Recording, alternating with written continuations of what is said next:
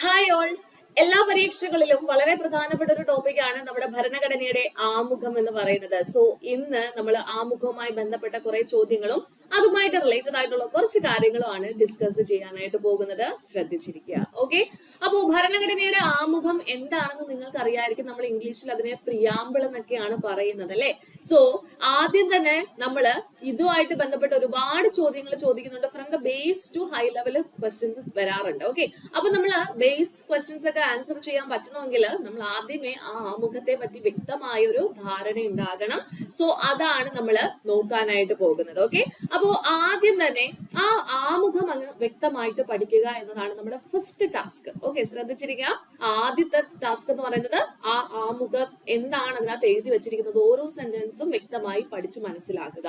ഞാൻ നിങ്ങൾക്ക് വായിച്ചു തരാം. ചെറിയ അക്ഷരങ്ങളായതുകൊണ്ട് സ്ട്രെയിൻ എടുക്കേണ്ട. ഞാൻ നിങ്ങൾക്ക് വായിച്ചു തരാം. ശ്രദ്ധിച്ചു കേട്ടിരിക്കുക. ഓക്കെ, ഭാരതത്തിലെ ജനങ്ങളായ നാം ഭാരതത്തെ ഒരു പരമാധികാര സ്ഥിതി സമത്വ മതേതര ജനാധിപത്യ റിപ്പബ്ലിക് ആയിട്ട് സംവിധാനം ചെയ്യുവാനും അതിലെ പൗരന്മാർക്കെല്ലാം, അടുത്ത സെന്റൻസിലേക്ക് കടക്കുകയാണ്, സാമൂഹികവും സാമ്പത്തികവും രാഷ്ട്രീയവുമായ നീതിയും ചിന്തയ്ക്കും ആശയപ്രകടനത്തിനും വിശ്വാസത്തിനും മതനിഷ്ഠയ്ക്കും ആരാധനയ്ക്കുമുള്ള സ്വാതന്ത്ര്യവും പദവിയിലും അവസരത്തിലും സമത്വവും സംപ്രാപ്തമാക്കുവാനും അവർക്കെല്ലാം ഇടയിൽ വ്യക്തിയുടെ അന്തസ്സും രാഷ്ട്രത്തിന്റെ ഐക്യവും അഖണ്ഡതയും ഉറപ്പുവരുത്തിക്കൊണ്ട് സാഹോദര്യം പുലർത്തുവാനും സഗൗരവം തീരുമാനിച്ചിരിക്കുകയാൽ നമ്മുടെ ഭരണഘടനാ നിർമ്മാണ സഭയിൽ ഈ 1949 നവംബർ 26 ദിവസം ഇതിനാൽ ഈ ഭരണഘടന സ്വീകരിക്കുകയും നിയമമാക്കുകയും നമുക്ക് തന്നെ പ്രദാനം ചെയ്യുകയും ചെയ്യുന്നു എന്നാണ്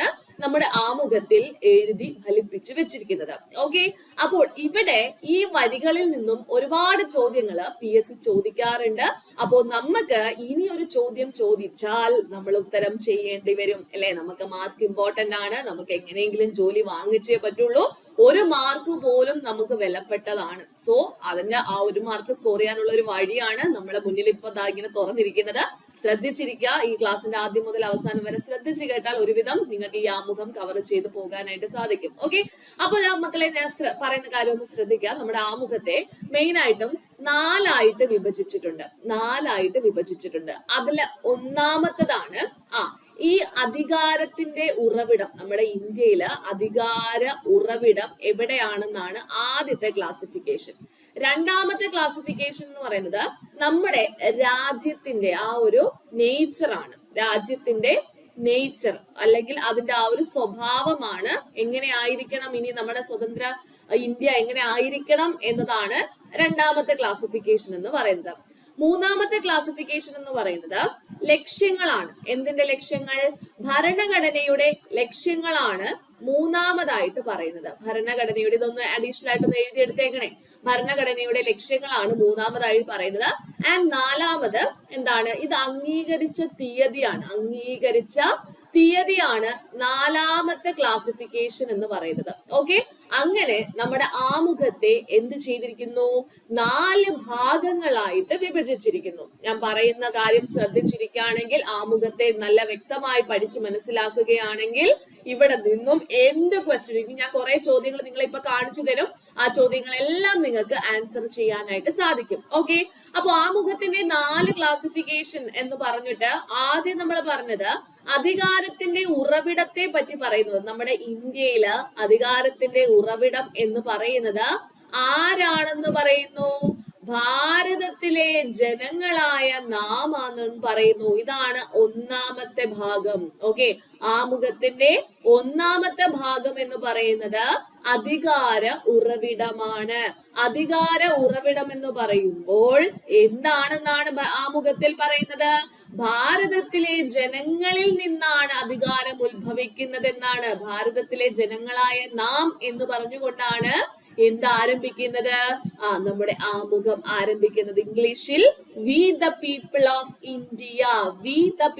ഓഫ് ഇന്ത്യ എന്ന് പറഞ്ഞിട്ടാണ് ആരംഭിക്കുന്നതെന്ന് മനസ്സിലാക്കി വെച്ചിരിക്കുക. ഞാൻ പറഞ്ഞ കാര്യം ക്ലിയർ ആയി കത്തി എന്ന് ഞാൻ വിചാരിക്കുന്നു. ഓക്കെ, ഇനി രണ്ടാമത്തെ ക്ലാസിഫിക്കേഷൻ ഞാൻ പറഞ്ഞ എന്തായിരുന്നു? രാജ്യത്തിന്റെ സ്വഭാവത്തെ പറ്റി പരാമർശിക്കുന്നുണ്ടെന്ന് പറഞ്ഞു അല്ലെ. രാജ്യത്തിന്റെ സ്വഭാവം, നമ്മുടെ ഇന്ത്യ എങ്ങനെ ആയിരിക്കണം എന്ന് പറയുന്നു. അതാണ് ഈ ഒരു ഭാഗം എന്ന് പറയുന്നത്. ഓക്കെ, രണ്ടാമത്തെ ഭാഗം, നമ്മുടെ ആമുഖത്തിന്റെ രണ്ടാമത്തെ ഭാഗം രാജ്യത്തിന്റെ സ്വഭാവത്തെ പറ്റിയിട്ടാണ് പറയുന്നത്. എങ്ങനെയാണ് പറയുന്നത്? ആ 5 വാക്കുകൾ വളരെ ഇമ്പോർട്ടന്റ് ആണ്. ഇമ്പോർട്ടന്റ് ആയിട്ട് എല്ലാ പരീക്ഷകൾക്കും ചോദിക്കുന്ന കാര്യമാണ്. സോ നമ്മുടെ രാജ്യത്തെ വിഭാവനം ചെയ്തിരിക്കുന്നത് എങ്ങനെയാണ്? ഒരു പരമാധികാര, സ്ഥിതി സമത്വ, മതേതര ജനാധിപത്യ റിപ്പബ്ലിക് ആയിട്ടാണ്. അത് ഓർഡറിൽ തന്നെ പഠിച്ചു വെച്ചിരിക്കുക. ആ ഓർഡർ വരെ ക്വസ്റ്റ്യൻ ചോദിച്ചിട്ടുണ്ട്, നിങ്ങളെ കാണിച്ചു തരാം കേട്ടോ.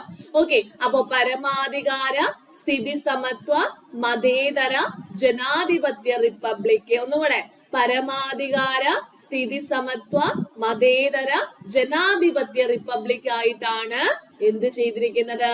നമ്മുടെ രാജ്യത്തെ വിഭാവനം ചെയ്തിരിക്കുന്നത്.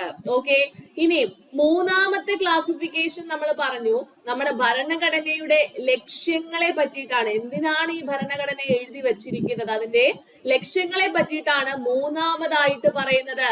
അതാണ് ഈ ഒരു ഭാഗത്തായിട്ട് പരാമർശിക്കുന്നത്. ഓക്കെ, അതാണ് മൂന്നാമത്തെ ഭാഗമാണ് ഇത്. അതായത് ലക്ഷ്യങ്ങൾ എന്തൊക്കെയാണ്? നീതി ഉറപ്പാക്കുക. അതായത് നമ്മുടെ രാജ്യത്തുള്ള പൗരന്മാർക്കെല്ലാം എന്ത് വേണം? നീതി വേണം. നീതി ഉറപ്പാക്കാൻ എന്ത് വേണം? ഭരണഘടന വേണം അല്ലെ. അപ്പോ നീതി ഉറപ്പാക്കുക, സ്വാതന്ത്ര്യം നൽകുക. എന്തിനൊക്കെയുള്ള സ്വാതന്ത്ര്യമാണ് മക്കളെ? ചിന്ത, ആശയപ്രകടനം, വിശ്വാസം, മതനിഷ്ഠ, ആരാധന ഇവയ്ക്കുള്ള സ്വാതന്ത്ര്യം നൽകുവാനും അതേപോലെ തന്നെ പദവിയിലും അവസരത്തിലും എന്ത് ചെയ്യുക? സമത്വം കൊണ്ടുവരിക. അതിനും വേണ്ടിയിട്ടും പിന്നുണ്ട് എന്താണ്? സാഹോദര്യം. അതായത് നമ്മുടെ വ്യക്തികളുടെ അന്തസ്സും ഉറപ്പുവരുത്തിക്കൊണ്ട് എന്ത് ചെയ്യുക? സാഹോദര്യം പുലർത്തുക. രാഷ്ട്രത്തിന്റെ ഐക്യവും അഖണ്ഡതയും എല്ലാം ഉറപ്പുവരുത്തിക്കൊണ്ട് സാഹോദര്യം കൊണ്ടുവരിക എന്നതാണ് നമ്മുടെ ഭരണഘടനയുടെ ലക്ഷ്യങ്ങൾ എന്ന് പറയുന്നത്. അപ്പോ നമ്മൾ ആ ഓർഡറിൽ ഒന്ന് പഠിച്ചു വെച്ചേ മക്കളെ. ആദ്യം നമ്മൾ പറഞ്ഞു പരമാധികാര, സ്ഥിതി സമത്വ, മതേതര ജനാധിപത്യ റിപ്പബ്ലിക്. പരമാധികാര, സ്ഥിതി സമത്വ, മതേതര ജനാധിപത്യ റിപ്പബ്ലിക്. ഇനി അതിനുശേഷം നമ്മൾ എന്ത് പറഞ്ഞു? നീതി ഉറപ്പ് ആക്കണം എന്ന് പറഞ്ഞു. നീതി എന്ന് പറയുമ്പോൾ ഏതൊക്കെ തരത്തിലുള്ള നീതിയാണ് മക്കളെ? ഒന്ന് പറഞ്ഞേ. സാമൂഹികം, സാമ്പത്തികം, രാഷ്ട്രീയം. ഒന്നും കൂടെ, നീതി ഏതൊക്കെ തരത്തിലുള്ള നീതിയാണ് ആമുഖം ഉറപ്പ് നൽകുന്നതെന്ന് PSC ചോദിച്ചിട്ടുള്ള ചോദ്യമാണ് കേട്ടോ. ഏതൊക്കെയാണ്?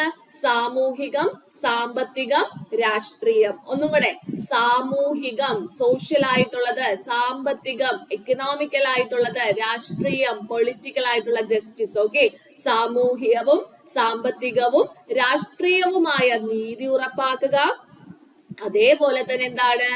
ചിന്തയ്ക്കും ആശയപ്രകടനത്തിനും വിശ്വാസത്തിനും മതനിഷ്ഠയ്ക്കും ആരാധനയ്ക്കുമുള്ള സ്വാതന്ത്ര്യം. എന്തിനൊക്കെയുള്ള സ്വാതന്ത്ര്യമാണ് ഭരണഘടന ഉറപ്പ് നൽകുന്നത്? ചിന്തിക്കുന്നതിനുള്ള സ്വാതന്ത്ര്യം, ആശയപ്രകടനത്തിനുള്ള സ്വാതന്ത്ര്യം, വിശ്വാസത്തിനുള്ള സ്വാതന്ത്ര്യം, മതനിഷ്ഠയ്ക്കുള്ള സ്വാതന്ത്ര്യം, ആരാധനയ്ക്കുള്ള സ്വാതന്ത്ര്യം. ഇതെല്ലാം ഭരണഘടന എന്ത് ചെയ്യുന്നു? ഉറപ്പുവരുത്തുന്നു. ഇനി സമത്വം ഉറപ്പുവരുത്തുന്നു. എന്തിലൊക്കെയാണ്? പദവിയിലും അവസരത്തിലും സമത്വം കൊണ്ടുവരുന്നു, സാഹോദര്യം കൊണ്ടുവരുന്നു. വ്യക്തികളുടെ അന്തസ്സും രാഷ്ട്രത്തിന്റെ ഐക്യവും അഖണ്ഡതയും എല്ലാം ഉറപ്പുവരുത്തിക്കൊണ്ട് എന്ത് വേണം? ഇവര് തമ്മിൽ ഒരു സാഹോദര്യം ഉണ്ടാകണം. സോ ഇതിനൊക്കെ വേണ്ടിയിട്ടാണ് നമ്മുടെ ഭരണഘടന വന്നിട്ടുള്ളത്. അപ്പൊ മൂന്നാമത്തെ ഒരു ക്ലാസിഫിക്കേഷൻ നമുക്ക് മനസ്സിലായി. ഭരണഘടനയുടെ ലക്ഷ്യങ്ങൾ എന്തെല്ലാമാണ്? നീതി, സ്വാതന്ത്ര്യം, സമത്വം, സാഹോദര്യം. ഒന്നും കൂടെ, നീതി, സ്വാതന്ത്ര്യം, സമത്വം, സാഹോദര്യം. വൺസ് അഗെയിൻ, നീതി, സ്വാതന്ത്ര്യം, സമത്വം, സാഹോദര്യം. അപ്പൊ ആദ്യത്തെ 5 വാക്ക് കറക്റ്റ് ഓർഡറിൽ പഠിക്കുക. അതേപോലെ ഈ ലക്ഷ്യങ്ങളും കറക്റ്റ് ഓർഡറിൽ പഠിക്കുക. ഇനി അവസാനത്തതാണ് അംഗീകരിച്ച തീയതി പറയുന്നുണ്ട് എന്ന് നമ്മൾ പറഞ്ഞു അല്ലെ. അതായത് നമ്മുടെ ഭരണഘടനാ നിർമ്മാണ സഭയില് ഈ 1949 ഈ ഒരു ഭാഗത്തായിട്ട് പറയുകയാണ്. എന്താണ്? 1949 നവംബർ 26-ാം തീയതി. നവംബർ 26-ാം തീയതി. നവംബർ 26 1946 1946 അല്ല, അംഗീകരിക്കുന്നത്, നമ്മുടെ ഭരണഘടനയെ അംഗീകരിക്കുന്നത് എന്നാണ്? 1949 കേട്ടോ. അപ്പൊ 1949 നവംബർ 26 എന്ത് ചെയ്യുന്നു? ഈ ഒരു ഭരണഘടന അംഗീകരിക്കുന്നു എന്ന് ഓർത്ത് വെച്ചിരിക്കുക. മനസ്സിലായോ? അപ്പൊ ഭാരതത്തിന്റെ ഭരണഘടനയില് ആമുഖം എങ്ങനെയാണ് എഴുതി വച്ചിരിക്കുന്നത് എന്ന് നിങ്ങൾക്ക് ഇപ്പോൾ ഒരു ചെറിയൊരു ഐഡിയ ഉണ്ടായിട്ടുണ്ടാവും അല്ലെ? ബാക്കി ചോദ്യങ്ങൾ കാണുമ്പം ക്ലിയർ ഐഡിയ ഉണ്ടായിക്കോളും കേട്ടോ. ഓക്കെ, അപ്പൊ ഇത് മനസ്സിലായല്ലോ. സോ ആ 4 ക്ലാസിഫിക്കേഷൻ, അധികാരത്തിന്റെ ഉറവിടം, ജനങ്ങളിൽ നിന്നാണ്, രാജ്യത്തിന്റെ സ്വഭാവം, ഒരു പരമാധികാര, സ്ഥിതി സമത്വം, മതേതര ജനാധിപത്യ റിപ്പബ്ലിക് ആണ്, ലക്ഷ്യങ്ങൾ, ഭരണഘടനയുടെ ലക്ഷ്യങ്ങൾ എന്തൊക്കെയാണ്? നീതി, സ്വാതന്ത്ര്യം, സമത്വം, സാഹോദര്യം. നീതി, സ്വാതന്ത്ര്യം, സമത്വം, സാഹോദര്യം ഉറപ്പുവരുത്തുക. ഇനി അംഗീകരിച്ച തീയതി എന്ന് പറയുന്നത് 1949 നവംബർ 26 ഇനി ഈ ഭരണഘടന ആർക്കാണ് സമ്മാനിച്ചത്, അല്ലെങ്കിൽ ആർക്കാണ് അത് എന്താണ് പ്രദാനം ചെയ്യുന്നത്, അല്ലെങ്കിൽ ആർക്കാണ് അത് നൽകുന്നത് എന്നാണ് ഭരണഘടന പറയുന്നത്? അതായത് നാം നമുക്ക് തന്നെ അല്ലെ, ഭാരതത്തിലെ ജനങ്ങളായ നാം എന്ന് പറഞ്ഞിട്ടാണ് ഇത് സ്റ്റാർട്ട് ചെയ്തത് അല്ലെ. സോ അതുകൊണ്ട് തന്നെ ജനങ്ങൾക്ക് തന്നെയാണ് എന്ത് നൽകുന്നത്? ഈ ഭരണഘടന നൽകുന്നതെന്ന് ഓർത്തു വെച്ചിരിക്കുക. മനസ്സിലായോടാ? ക്ലിയർ ആണോ? അപ്പോ ആമുഖത്തിനകത്ത് നിന്നും എന്താണ് അതിന്റെ ആ ഒരു ഓവറോൾ കാര്യങ്ങൾ എന്ന് മനസ്സിലായിട്ടുണ്ടാകും എന്ന് വിചാരിക്കുന്നു. ഓക്കെ, അങ്ങനെയെങ്കിൽ നമുക്ക് ഇതിന്റെ ഇംഗ്ലീഷ് വെർഷൻ കൂടി നോക്കണം. ഇത് എന്തിനു വേണ്ടിയിട്ടാണ് നമ്മൾ ഇംഗ്ലീഷ് നോക്കുന്നത്? ഡിഗ്രി ലെവൽ എക്സാംസിന് നമുക്ക് ഇംഗ്ലീഷിലുള്ള ക്വസ്റ്റ്യൻസ് നോക്കാം. അതേപോലെ തന്നെ ചില വാക്കുകളെ, ഇപ്പം സോഷ്യലിസ്റ്റ് എന്നുള്ള വാക്ക് യഥാർത്ഥത്തിൽ നമ്മുടെ മലയാളത്തിൽ അത് സ്ഥിതി സമത്വം എന്നാണ് എഴുതി വെച്ചിരിക്കുന്നത്. പക്ഷെ നമ്മുടെ പരീക്ഷയ്ക്ക് അവരെന്ത് ചെയ്യും? മലയാളത്തിൽ എഴുതി ചോദിക്കും, സോഷ്യലിസ്റ്റ് ഇങ്ങനെ എഴുതി ചോദിക്കും. അപ്പൊ നമുക്ക് ഇംഗ്ലീഷ് വാക്കുകൾ കൂടി അറിഞ്ഞിരിക്കണം അല്ലെ. സോ ഇത് നല്ല രീതിയിൽ പഠിക്കുക. സോ ഇംഗ്ലീഷ് വെർഷൻ കൂടി ഡിഗ്രി ലെവൽ എക്സാംസിന് തയ്യാറെടുക്കുന്നവർ ഈ ഒരു വെർഷൻ നോക്കി വെക്കുക. ഡിഗ്രി ലെവൽ മാത്രമല്ല, ഈ വാക്കുകള് ഒന്ന് സെക്യുലർ എന്ന് പറയുമ്പോൾ മതേതരത്വം എന്ന് അവർ പറയുന്നതിന് പകരം സെക്യുലർ എന്ന് മലയാളത്തിൽ എഴുതും. ഓക്കെ, അതേപോലെ തന്നെ ഡെമോക്രാറ്റിക് എന്ന് എഴുതും. സോ ഇത് അറിഞ്ഞുകൂടാതെ അങ്ങോട്ട് പോയി ഇരുന്നിട്ട് കാര്യമുണ്ടോ? ഇല്ല. സോ അതുകൊണ്ട് എന്ത് ചെയ്യാ? ഇംഗ്ലീഷ് കൂടി പഠിച്ചു വെക്കുക കേട്ടോ. ഓക്കെ, അപ്പൊ പ്രിയാമ്പിളിന്റെ ആ ഒരു ഇംഗ്ലീഷ് വെർഷൻ കൂടി നോക്കുക. സെയിം അതിന്റെ ട്രാൻസ്ലേഷൻ ആണ്. ഓക്കെ, അവിടെ നമ്മൾ ഭാരതത്തിലെ ജനങ്ങളായ നാം എന്ന് പറഞ്ഞു തുടങ്ങിയിട്ടുണ്ടെങ്കിൽ we the people of India എന്ന് പറഞ്ഞിട്ടാണ് ഇംഗ്ലീഷിൽ വരുന്നത്. ഇതാണ് ഒറിജിനൽ കേട്ടോ. We the people of India, we the people of India having solemnly resolved to constitute India into a പരമാധികാരത്തിന് സോവറൈൻ എന്നാണ് പറയുന്നത്. ഓക്കെ, അപ്പൊ സോവറൈൻ, സോഷ്യലിസ്റ്റ് പരമാധികാര, സ്ഥിതി സമത്വ, മതേതര ജനാധിപത്യ റിപ്പബ്ലിക്. ഓക്കെ, സേ ഡി ആർ എന്നാണ് ഞങ്ങൾ പഠിക്കാറുള്ളത്. ഓക്കെ, ഞങ്ങൾ എന്ന് പറയുമ്പോൾ നമ്മള്. ഓക്കെ, അപ്പൊ സേ ഡി ആർ എന്ന് പഠിച്ചു വെച്ചിരുന്നാൽ മതി. Sovereign, socialist, secular, democratic republic. ഒന്നുകൂടെ, sovereign, socialist, secular, democratic republic. Okay, അപ്പൊ നിങ്ങൾ വിചാരിക്കൂ ഇത് എന്തിനാണ് ഇങ്ങനെ ഇരുന്ന് പഠിപ്പിക്കുന്നതെന്ന്. ഇത് കഴിഞ്ഞിട്ട് ഞാൻ കുറെ ചോദ്യങ്ങൾ അങ്ങോട്ട് ചോദിക്കും. അപ്പൊ സ്വന്തമായിട്ട് ആൻസർ ചെയ്തോണം. ഇത് ശ്രദ്ധിച്ച് മനസ്സിലാക്കി പഠിക്കുന്ന ഒരാള് എല്ലാ ക്വസ്റ്റ്യൻസിനും ആൻസർ ചെയ്യും. നിങ്ങൾ കമന്റും ചെയ്യണം കേട്ടോ. ഓക്കെ, അപ്പോ സോഷ്യലിസ്റ്റ്, സെക്യുലർ എന്ന് പറഞ്ഞു, സെക്യുലർ, ഡെമോക്രാറ്റിക് റിപ്പബ്ലിക് എന്നാണ് പറയുന്നത്. ഇത് നമ്മൾ പറഞ്ഞല്ലോ, നീതി, സ്വാതന്ത്ര്യം, സമത്വം, സാഹോദര്യം. ഓക്കെ, നീതി എന്ന് പറഞ്ഞാൽ ജസ്റ്റിസ് ആണ്. സ്വാതന്ത്ര്യം എന്ന് പറഞ്ഞാൽ ലിബർട്ടി ആണ്. ഇക്വാലിറ്റി എന്ന് പറഞ്ഞാൽ എന്താണ്? ഇക്വാലിറ്റി എന്ന് പറഞ്ഞാൽ സമത്വമാണ്, സമത്വം. ഓക്കെ, ഇനി അടുത്ത എന്താണ്? ഫ്രട്ടേണിറ്റി എന്ന് പറഞ്ഞാല് സാഹോദര്യമാണ്. ഓക്കെ, അപ്പോ നീതി, സ്വാതന്ത്ര്യം, സമത്വം, സാഹോദര്യം, justice, liberty, equality, fraternity. Same അതിന്റെ ആ സെയിം വാക്കുകൾ തന്നെയാണ്. സോഷ്യൽ, എക്കണോമിക്, പൊളിറ്റിക്കൽ ജസ്റ്റിസ് ഉറപ്പുവരുത്തുക. Freedom of thought, freedom of expression, freedom of belief, freedom of faith and worship കൊടുക്കുക. ഇക്വാലിറ്റി, സ്റ്റാറ്റസിനും ഓപ്പർച്യൂണിറ്റിക്കും ഇക്വാലിറ്റി കൊടുക്കുക. ഞാൻ എല്ലാവർക്കും ഇടയിൽ ഒരു ഫ്രട്ടേണിറ്റി, സ്വാതന്ത്ര്യം കൊണ്ടുവരിക. ഓക്കെ, എന്നിട്ട് ലാസ്റ്റ് കൊടുത്തിരിക്കുന്ന കണ്ടോ, 1949 നവംബർ 26 ഇതിനാൽ ഇത് അംഗീകരിച്ചതായിട്ട് കണക്കാക്കുന്നു. ഓക്കെ, കഴിഞ്ഞു. ഇത്രേ ഉള്ളൂ. നിങ്ങൾ ഇനി ഇത് കേട്ടിരുന്ന് ബോറടിക്കണ്ട. നിങ്ങൾ കൂൾ ആയിട്ടിരിക്കുക, റിലാക്സ്ഡ് ആയിട്ടിരിക്കുക. ഇപ്പം നിങ്ങൾ എന്തൊക്കെയോ കേട്ട് ഒരു ഐഡിയ കിട്ടിയില്ലേ? ഇനി ഞാൻ ചോദിക്കുന്ന ചോദ്യങ്ങൾക്ക് നിങ്ങൾക്ക് ആൻസർ ചെയ്യാൻ പറ്റുന്നുണ്ടോ എന്ന് ട്രൈ ചെയ്ത് നോക്കുക. ഒന്നാമത്തെ ചോദ്യം കമന്റ് ബോക്സ് എടുക്കുക. കമന്റ് ബോക്സ് എടുത്തിട്ട് 1 ടൈപ്പ് ചെയ്യുക. ഒന്നിന്ന് ടൈപ്പ് ചെയ്തിട്ട് ഇതിന്റെ ആൻസർ എ ആണോ, ബി ആണോ, സി ആണോ, ഡി ആണോ എന്നൊന്ന് പറഞ്ഞേ. താഴെ തന്നിരിക്കുന്നതിൽ ഇന്ത്യൻ ഭരണഘടനയുടെ ആമുഖത്തിൽ പരാമർശം ഇല്ലാത്ത ആശയം ഏതാണ്? പരാമർശം ഇല്ലാത്ത ആശയമാണ് ചോദിച്ചിട്ടുള്ളത്. സമത്വം, സാഹോദര്യം, ജനാധിപത്യം, വോട്ടവകാശം. സമത്വം, സാഹോദര്യം, ജനാധിപത്യം, വോട്ടവകാശം. ആൻസർ നിങ്ങൾക്ക് കിട്ടിയിട്ടുണ്ടാകും. സിമ്പിൾ ചോദ്യമാണ്. സോ ഒന്നാമത്തെ ക്വസ്റ്റ്യന്റെ ഉത്തരം എന്ന് പറയുന്നത്, പറയട്ടെ, കിട്ടിയോ? ടൈപ്പ് ചെയ്തിട്ടോ. എന്താണ്? 1 ഡി ആണ്. ഓക്കെ, അപ്പൊ 1 ഡി ആണ് ആൻസർ ആയിട്ട് വരുന്നത്. ഇനി രണ്ടാമത്തെ ചോദ്യം നോക്കിക്കേ.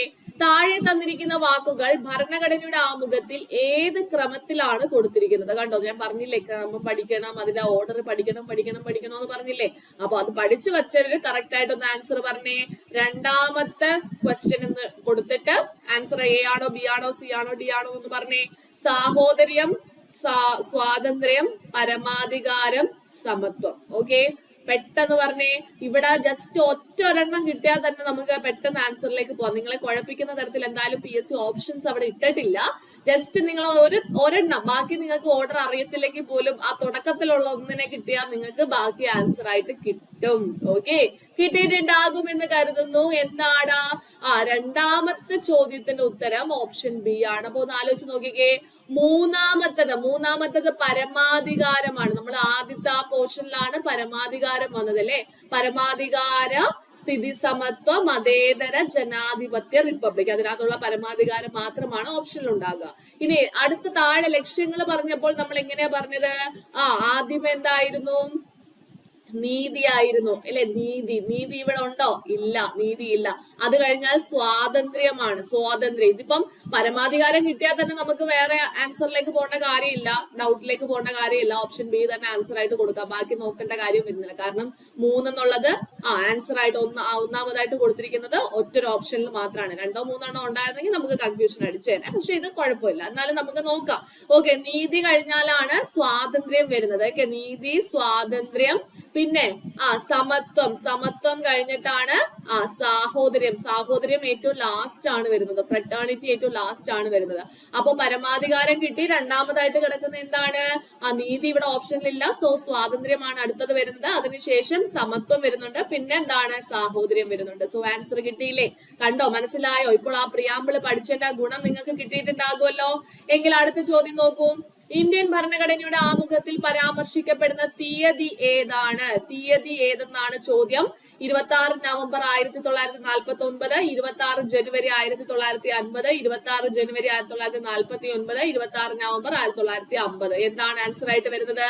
ഒന്ന് പെട്ടെന്ന് പറഞ്ഞേ. എന്താണ്? യെസ്, നമ്മൾ പറഞ്ഞു 1949 നവംബർ 26 ആണ് ആൻസർ ആയിട്ട് കൊടുത്തിട്ടുള്ളത്. ഓക്കെ, ക്ലിയർ ആണല്ലോ? ഓക്കെ ആണല്ലോ? ശരി, എങ്കിൽ അടുത്ത ചോദ്യം. ഇന്ത്യൻ ഭരണഘടനയുടെ ആമുഖം ആരംഭിക്കുന്നത് എങ്ങനെയാണ്?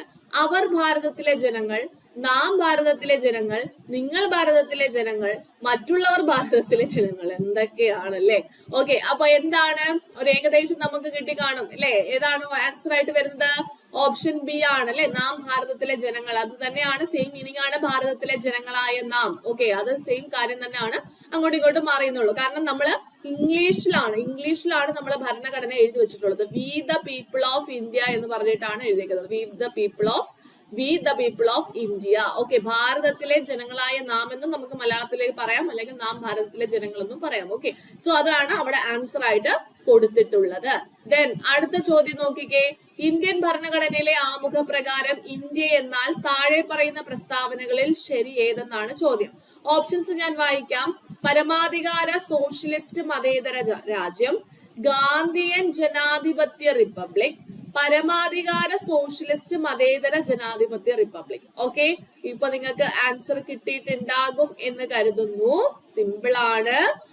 ആദ്യത്തതിനകത്ത് പരമാധികാര സോഷ്യലിസ്റ്റ് മതേതര രാജ്യം എന്നാണോ, ഗാന്ധിയൻ ജനാധിപത്യ റിപ്പബ്ലിക് എന്നാണോ, പരമാധികാര സോഷ്യലിസ്റ്റ് എന്ന് പറഞ്ഞാൽ മലയാളത്തിൽ അതിന് സ്ഥിതിസമത്വം എന്ന് പറയും, സ്ഥിതിസമത്വം മതേതര ജനാധിപത്യ റിപ്പബ്ലിക് എന്ന് പറഞ്ഞാണോ?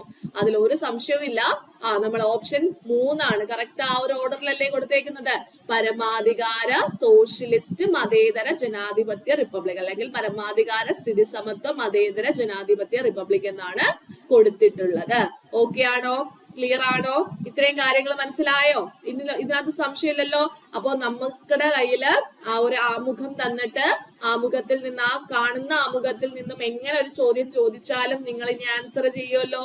ഒരു സംശയമില്ലല്ലോ, തെറ്റിക്കത്തില്ല. ഇത് ഇത്രയും ക്ലിയർ ആയെങ്കിൽ ആ കമന്റ് ബോക്സിൽ വന്നിട്ട് ഇത്രയും ക്ലിയർ ആയി എന്നൊന്ന് പറഞ്ഞേ, എന്നിട്ട് നമുക്ക് അടുത്തതിലേക്ക് കടക്കാം. ഓക്കെ, അങ്ങനെയെങ്കിൽ ആ ഒരു ആമുഖത്തിന്റെ ആ ഒരു ഇന്റർഫേസിൽ നിന്നും ചോദിക്കുന്ന ചോദ്യങ്ങൾ എങ്ങനെയായിരിക്കും എന്നുള്ള ഒരു ഐഡിയ നിങ്ങൾക്ക് കിട്ടി. ഇനി രണ്ടാമതായിട്ട് ഏറ്റവും ഇമ്പോർട്ടന്റ് ആയിട്ട് നമ്മൾക്ക് നോക്കേണ്ടത് ഈ ആമുഖവുമായി ബന്ധപ്പെട്ടൊരു ഭേദഗതി നടന്നിട്ടുണ്ടായിരുന്നു. ആ ഭേദഗതി റിലേറ്റഡ് ആയിട്ടുള്ള ക്വസ്റ്റ്യൻസ് ആണ് ഏറ്റവും കൂടുതലായിട്ട് വീണ്ടും റിപ്പീറ്റ് ചെയ്ത് ചോദിക്കുന്ന ചോദ്യങ്ങൾ എന്ന് പറയുന്നത്. അപ്പൊ നമുക്കത് നോക്കിയാലോ. സോ ഇവിടെ നമുക്ക് നോക്കാനുള്ള ഭേദഗതി എന്ന് പറയുന്നത് 1976 42 ഭരണഘടനാ ഭേദഗതിയാണ്. 1976 42 ഭരണഘടനാ ഭേദഗതിയാണ്. ഓക്കെ, ശ്രദ്ധിച്ച് മനസ്സിലാക്കി പഠിക്കുക. ഇവിടെ ആ ഭേദഗതിയിലൂടെ ഒരു 3 വാക്കുകൾ കൂട്ടിച്ചേർക്കുകയാണ്. 3 വാക്കുകൾ എന്ന് പറയുമ്പോൾ ഞാൻ ആദ്യം ഒരു കാര്യം പറയട്ടെ, ഇതുവരെ ഒരേ ഒരു തവണ മാത്രമേ ആമുഖം ഭേദഗതി ചെയ്തിട്ടുള്ളൂ. ഒരേ ഒരു തവണ. ഓക്കെ, ഒരേ ഒരു തവണ മാത്രമേ ആമുഖം ഭേദഗതി ചെയ്തിട്ടുള്ളൂ. അത് ഏത് ഭേദഗതിയാണെന്ന് ചോദിച്ചാൽ ഉത്തരം 1976 42 ഭേദഗതി എന്ന് നമ്മൾ പറയണം കേട്ടോ. അപ്പൊ ഒരേ ഒരു തവണ മാത്രമേ ഇതുവരെ ആമുഖം ഭേദഗതി ചെയ്തിട്ടുള്ളൂ. 1976 42 ഭേദഗതിയിലൂടെയാണ്. ഇനി ഇതിലൂടെ 3 വാക്കുകൾ എന്ത് ചെയ്യുന്നു? കൂട്ടിച്ചേർക്കുന്നു. 3 വാക്കുകൾ എന്ത് ചെയ്തു? കൂട്ടിച്ചേർത്തു. അതിനു വേണ്ടിയിട്ടാണ് അവിടെ ഭേദഗതി നടത്തിയത് കേട്ടോ. 3 വാക്കുകൾ കൂട്ടിച്ചേർത്തു. ഏതൊക്കെയാണ്? നമ്മൾ നേരത്തെ ആ പരമാധികാര സ്ഥിതി സമത്വം എന്നുള്ളൊരു വാക്ക് പഠിച്ചില്ലേ? സ്ഥിതി സമത്വം അഥവാ സോഷ്യലിസ്റ്റ്. അതേപോലെ സ്ഥിതി സമത്വം മതേതര, അല്ലെ? മതേതര ജനാധിപത്യ റിപ്പബ്ലിക് എന്നാണ് പറയുന്നത്. അപ്പോ ആ സ്ഥിതി സമത്വം അഥവാ സോഷ്യലിസവും മതേതരവും എന്നുള്ള വാക്ക് ആദ്യമേ ഒന്നും ഉണ്ടായിരുന്നില്ല. ഓക്കെ, ഭരണഘടനയുടെ ആമുഖത്തിൽ തുടക്കത്തിൽ സ്ഥിതി സമത്വം മതേതരം എന്നുള്ള വാക്ക്, സോഷ്യലിസം മതേതരത്വം എന്നുള്ള വാക്ക് അവിടെ ഉണ്ടായിരുന്നില്ല. ഓക്കെ, ഇനി താഴെ നമ്മള് സാഹോദര്യം നോക്കിയ സമയത്ത് അവിടെ രാഷ്ട്രത്തിന്റെ ഐക്യവും അഖണ്ഡതയും ഉറപ്പുവരുത്തുന്നതോടൊപ്പം, അല്ലെ, സാഹോദര്യം എന്ന് നമ്മൾ പഠിച്ചു അല്ലെ. അപ്പം ഐക്യം എന്ന് മാത്രമേ ആദ്യമേ തുടക്കത്തിൽ ഉണ്ടായിരുന്നുള്ളൂ. ആ ഐക്യത്തിന്റെ കൂടെ അഖണ്ഡത അഥവാ ഇന്റഗ്രിറ്റി എന്നുള്ള വാക്കുകൂടി കൂട്ടിച്ചേർത്തു. അങ്ങനെയാണ് ആ ഒരു മാറ്റം, നമ്മുടെ ആമുഖത്തിൽ ഒരു ചെറിയൊരു മാറ്റം കൊണ്ടുവന്നത്. മനസ്സിലായോ? 1976 42 ഭരണഘടനാ ഭേദഗതിയിലൂടെ നമ്മുടെ ഭരണഘടനയില് 3 വാക്കുകൾ, ആമുഖത്തില് 3 വാക്കുകൾ കൂട്ടിച്ചേർക്കുന്നു. സോഷ്യലിസം, മതേതരത്വം, അഖണ്ഡത. ഒന്നുകൂടെ, സോഷ്യലിസം, മതേതരത്വം, അഖണ്ഡത. സോഷ്യലിസം, മതേതരത്വം, അഖണ്ഡത. ഓക്കെ, അപ്പോ ആ ഭേദഗതി എന്നാണ് നിലവിൽ വന്നതെന്ന് ചോദിച്ചാൽ 1977 ജനുവരി മാസം 3-ാം തീയതിയാണ് കേട്ടോ. 1977 ജനുവരി മാസം 3-ാം തീയതി എന്ത് ചെയ്യുന്നു? ഈ ഒരു ഭേദഗതി നിലവിൽ വരുന്നു. സോ ആ ഭേദഗതി നടക്കുന്ന സമയത്ത് പ്രധാനമന്ത്രി ആരായിരുന്നു? ഇന്ദിരാഗാന്ധി ആയിരുന്നു. രാഷ്ട്രപതി ആരായിരുന്നു? ഫക്രുദ്ദീൻ അലി അഹമ്മദ് ആയിരുന്നു. ആരായിരുന്നു? ഫക്രുദ്ദീൻ അലി അഹമ്മദ് ആയിരുന്നു. സോ ഇത് ഇത്രയും നിങ്ങൾ പഠിച്ചാൽ ഇനി അടുത്ത ഞാൻ പറയാൻ പോകുന്ന ചോദ്യങ്ങൾക്കെല്ലാം ഉത്തരം നിങ്ങൾക്ക് കൊടുക്കാനായിട്ട് സാധിക്കും. അപ്പൊ ഞാൻ ഒന്നുകൂടെ പറഞ്ഞു തരുന്നു. ആമുഖം ഒരേ ഒരു തവണ മാത്രമേ ഭേദഗതി ചെയ്തിട്ടുള്ളൂ. അത് 1976 42 ഭരണഘടനാ ഭേദഗതിയാണ്. അതിലൂടെ 3 വാക്കുകൾ കൂട്ടിച്ചേർക്കുന്നു. സോഷ്യലിസം, മതേതരത്വം, അഖണ്ഡത എന്ന വാക്കുകള്. ഇത് ഭേദഗതി നിലവിൽ വരുന്നത് 1977 ജനുവരി മാസം 3-ാം തീയതിയാണ്. ഈ സമയം പ്രധാനമന്ത്രി ഇന്ദിരാഗാന്ധിയും രാഷ്ട്രപതി ഫക്രുദ്ദീൻ അലി അഹമ്മദുമാണ്. അങ്ങനെയെങ്കിൽ മക്കളേതാ ഈ ഞാൻ ചോദിക്കാൻ പോകുന്ന ചോദ്യങ്ങൾക്കൊന്ന് പെട്ടെന്ന് ഉത്തരം പറഞ്ഞേ. സോഷ്യലിസ്റ്റ്, സെക്യുലർ എന്നീ വാക്കുകൾ ഇന്ത്യൻ ഭരണഘടനയുടെ ആമുഖത്തിൽ ചേർത്തത് ഡാഷ് വഴിയാണ്. സോഷ്യലിസ്റ്റ്, സെക്യുലർ എന്നീ വാക്കുകൾ ഇന്ത്യൻ ഭരണഘടനയുടെ ആമുഖത്തിൽ ചേർത്തത് 44-ാം ഭേദഗതി, 42-ാം ഭേദഗതി, 39-ാം ഭേദഗതി, 5-ാം ഭേദഗതി. എന്താണ് ആൻസർ ആയിട്ട് വരുന്നത്? ഓപ്ഷൻ ഏതാണ്? ബി ആണ് അല്ലെ. ഓപ്ഷൻ ബി ആണ് ആൻസർ ആയിട്ട് വരുന്നത്. സോ അടുത്ത ചോദ്യങ്ങൾ നിങ്ങൾ സ്വന്തമായിട്ട് ആൻസർ ചെയ്യണേ. ക്വസ്റ്റ്യൻ ഇതാണ്.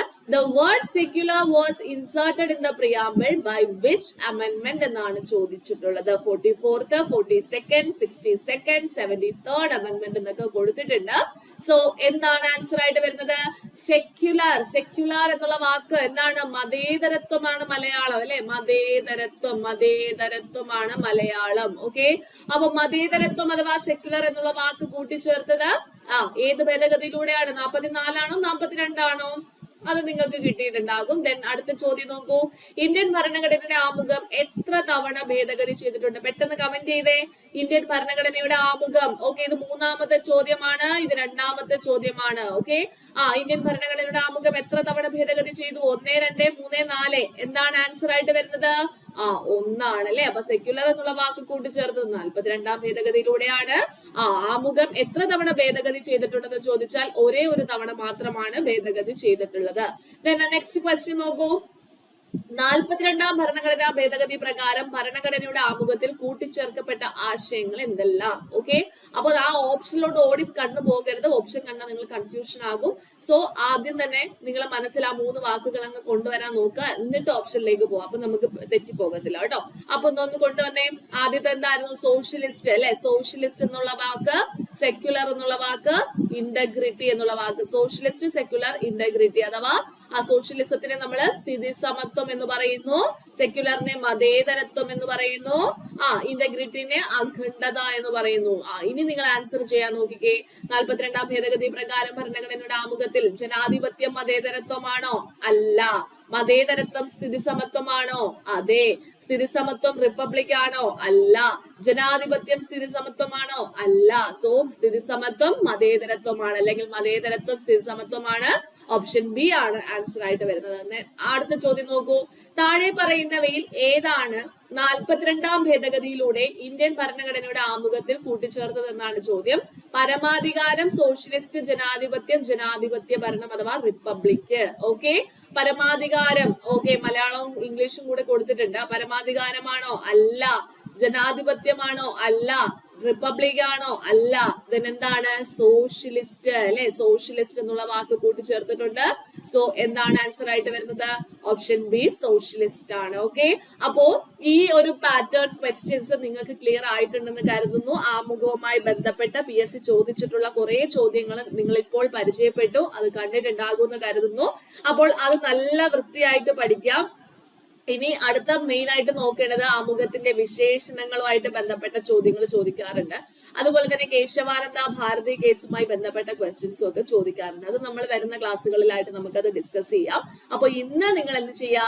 ഇത്രയും കാര്യങ്ങൾ മനസ്സിലാക്കി പഠിക്കാം. നമ്മൾ മെയിൻ ആയിട്ടും തുടക്കത്തിൽ ആദ്യമേ ആമുഖം ഫുള്ളായിട്ട് ഒരു 4 5 തവണ നിങ്ങളൊന്ന് വായിച്ച് പഠിച്ചു വെച്ചിരിക്കുക. അതായത് ആമുഖത്തിലെ ഓരോ വരികളും നിങ്ങൾക്ക് കാണാപ്പാഠമായിരിക്കണം. ഓക്കെ, ആ ഓർഡർ